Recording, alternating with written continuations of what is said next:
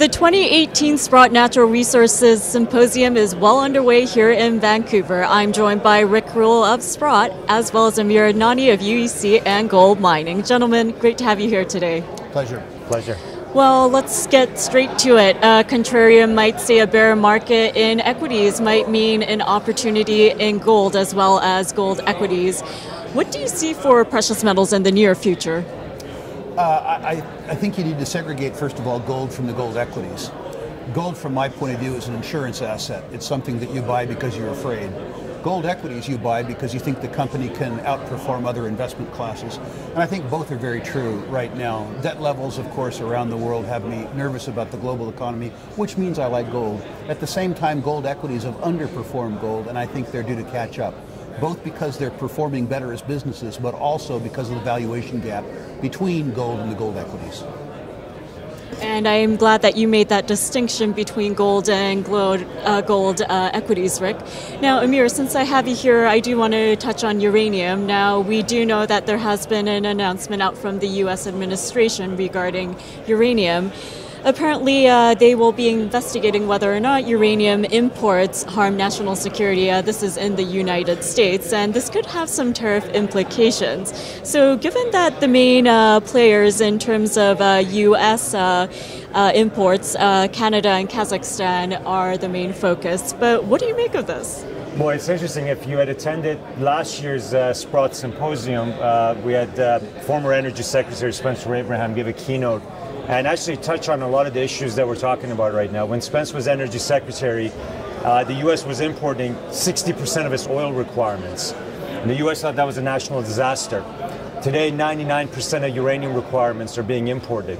So there's quite a unanimous basis of support from different branches of government, from Department of Interior to Commerce to Energy to the White House, that feel it's not sustainable to be so heavily over-dependent on foreign imports for a commodity that's responsible for 65% of carbon-free electricity generation in the U.S.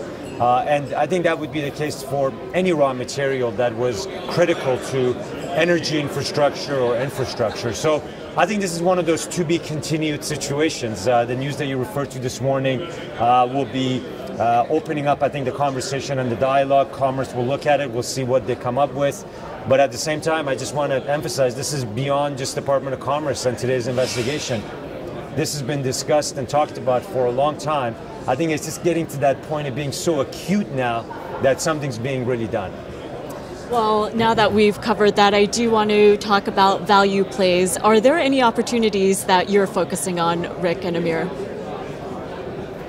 As an entrepreneur, I'm heavily focused on the two yellow metals that I think represent the best deep value. I mean, uranium right now as a commodity is at a decade low when it comes to the uranium price, despite the fact that nuclear power growth, demand growth for uranium is at a 25-year high. That dislocation, to me, just represents a great deep value opportunity. So we're looking to buy royalties on uranium projects, buy uranium projects themselves on U.S. soil, develop and permit them.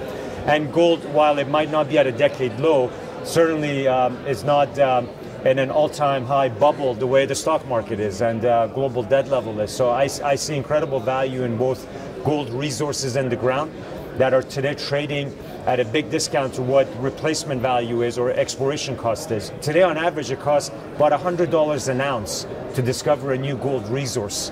When you can buy companies or assets today for less than $10 for a gold resource in the ground, again, represents another exciting dislocation. And Rick, what about you? Our value thesis is that you find commodities that are selling in the world market for less than production costs. In other words, industries that are in liquidation. The thesis is that the longest running bull market of all times is the ascent of man. There are 7 billion people in the world today, and they want to live the way that you and I do. And as their incomes increase, they have the ability to compete with us. So yes, we like the uranium business. We think that these prices for uranium can't stay this low. If they do stay this low, the lights will go off. So we think the prices are going to go up. We like the outlook for agricultural minerals. They're at multi-decade real lows. And I've noticed over 65 years that people other than me like to eat. It's the sort of thing that I think I think has a lot of future. I like the outlook for very high quality U.S. farmland, provided that that farmland has attached water rights. So with the trade wars going on and corn, wheat, and soybeans at multi-year lows, we're seeing farm incomes fall, we're seeing farm prices fall, and my suspicion is that over 10 years, those prices will rise dramatically. So I'm also buying very high quality U.S. farmland with attached water. Well, Rick, Amir, thank you so much for joining me. There's a wealth of information as well as experience between the two of you, so great to have your insights today. Thank you. Pleasure, thank you. Thank you.